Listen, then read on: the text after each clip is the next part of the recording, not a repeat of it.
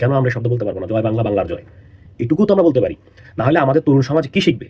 Already মুক্তিযুদ্ধকে যেভাবে প্রতিপক্ষ হিসেবে দাঁড় করানো হয়েছে নানানভাবে, তরুণ সমাজ কিন্তু বিভ্রান্ত। যে অনেক তরুণ সমাজে মনে করে যে ৭১ হয়তো হয়নি, বা ৭১ একটা সাজানো গল্প, কিন্তু যুদ্ধ তো হয়েছিল। যেই মানুষগুলো অস্ত্র হাতে তুলে নিয়েছিল তারা তো রাজনীতি বুঝে না। তারা তো তখন জানতো না যে কোটা চালু হবে, তারা তো তখন জানতো না যে তারা মুক্তিযোদ্ধা ভাতা পাবে। তারা তখন অস্ত্র তুলে নিয়েছিল দেশটাকে স্বাধীন করার জন্য।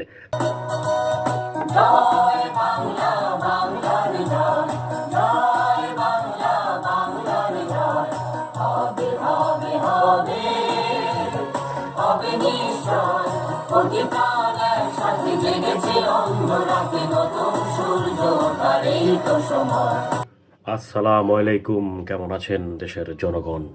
আশা করি সবাই ভালো আছেন, সুস্থ আছেন। সাম্প্রতিক সময়ে দেখছি জয় বাংলা স্লোগানটা নিয়ে অনেক ধরনের জনাতঙ্ক, মানে জনসমাবেশে জয় বাংলা বলা যাবে না, বা হচ্ছে আপনার উন্মুক্ত পরিবেশে জয় বাংলা বলা যাবে না, এবং জয় বাংলাটা যতটা মানে গর্জে ওঠার মতো বলা যায় সেভাবে বলা যাবে না। তো জয় বাংলা স্লোগানটা তো কোনো দলের না, কোনো দলের এটা নিবন্ধনকৃত কোনো স্লোগান না। এটা হচ্ছে কোনো আপনার হচ্ছে মুক্তিযুদ্ধ বা ভাষা আন্দোলন থেকে এটা চলে আসছে। তো আপনার জয় বাংলা বলতে বোঝায় হচ্ছে বাংলা, বাংলা ভাষা, বাংলা দেশ, আমার দেশ মাতৃকা। তাহলে আমরা এই দুইটা শব্দ কেন বলতে পারবো না? সাধারণ জনগণও বা আমরা কেন বলতে পারবো না? জয় বাংলা বলাটা আমি মনে করি যে দেশাত্মবোধটাকে ধারণ করা। আর যারা বলতে চান না তারা রাজনৈতিক উদ্দেশ্যে বলতে চান না। জয় বাংলা নিয়ে একটা গান রয়েছে আপনার আপনার হচ্ছে গীতিকার মাজারুল আনোয়ারের, গাজী মাজারুল আনোয়ার সাহেবের। উনি অনেক বিখ্যাত গীতিকার ছিলেন, ওনার অনেক কালজয়ী গান রয়েছে। সেই গানটি শুরুতে আমি বাজালাম। তো এই গানটি কিন্তু ৭১ সালে মুক্তিযুদ্ধের সময় রেডিওতে বাজানো হতো, বিশেষ করে মুক্তিযোদ্ধাদেরকে অনুপ্রাণিত করার জন্যে। তাহলে এই গানটা কিন্তু আমাদের হৃদয়ে একটা হৃদস্পন্দন তৈরি করে, আমাদের মধ্যে একটা প্রাণ সঞ্চার তৈরি করে। তাহলে কেন আমরা জয় বাংলা বলতে পারবো না? কয়েকদিন আগে আমি সম্ভবত সোশ্যাল মিডিয়ায় আমি দেখতে পাচ্ছিলাম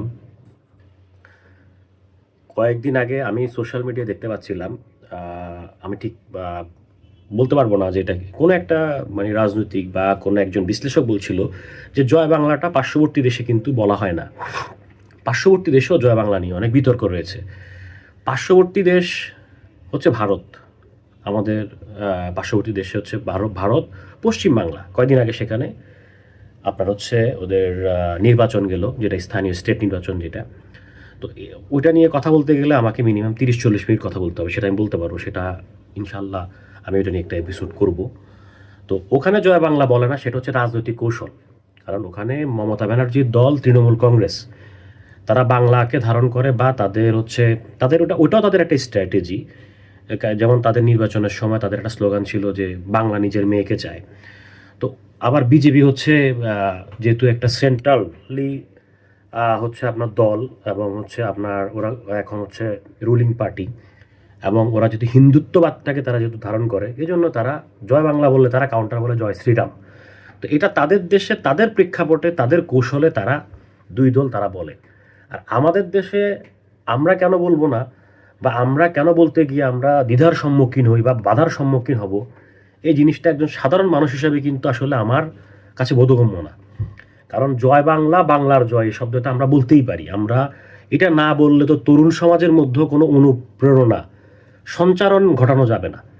আমরা যদি এভাবে সব কিছুতে কোণঠাসা করে নেই, আমরা যদি এভাবে ৭১কে ২৪-এর সামনে দাঁড় করিয়ে দিই, আমরা যদি আমাদের বাংলাদেশ তো আর আজকে এই জায়গায় এমনি এমনি আসে নাই। আমরা এমন একটা দেশ ৪৭-এর পর থেকে যে বিভাজন হলো, তারপর হচ্ছে আমাদের ভাষার জন্য যুদ্ধ করতে হলো, আমাদেরকে স্বাধীন হওয়ার জন্য যুদ্ধ করতে হলো, স্বাধীন সার্বভৌম দেশ পাওয়ার জন্যে। তাহলে আমরা বাংলা ভাষাভাষী।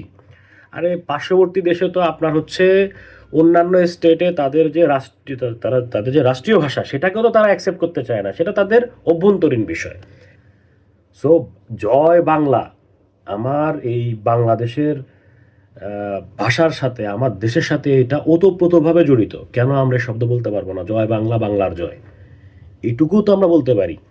না হলে আমাদের তরুণ সমাজ কি শিখবে? অলরেডি মুক্তিযুদ্ধকে যেভাবে প্রতিপক্ষ হিসেবে দাঁড় করানো হয়েছে নানানভাবে, তরুণ সমাজ কিন্তু বিভ্রান্ত।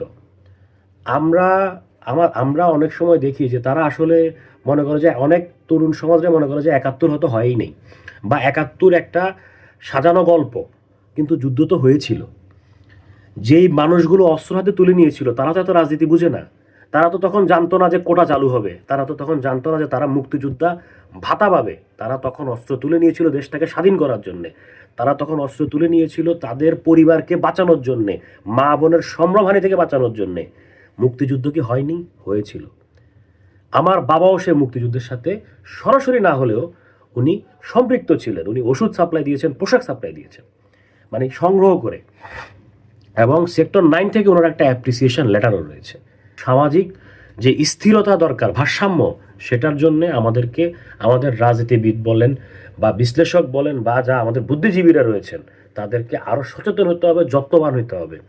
ওনাদেরকে আরও নিউট্রালাইজ পজিশনে আসতে হবে। ওনাদেরকে কোনো মতাদর্শের মাথায় রেখে কোনো স্টেটমেন্ট দিয়ে জাতিকে বিভাজিত করা যাবে না। আমরা এই জাতি বিভাজিত হতে হতে আজ এত বছর, 50 বছর পার হয়ে আজকে এই অবস্থায় এসে দাঁড়িয়েছি। আমরা যেন জয় বাংলা বললে যাতে কেউ যাতে এটাতে যাতে রিয়াক্ট না করে, তাহলে মনে হবে যে আমরা একটা পরাধীন। কথা বলার স্বাধীনতা যদি আসে তাহলে কেন জয় বাংলা আমরা বলতে পারবো না?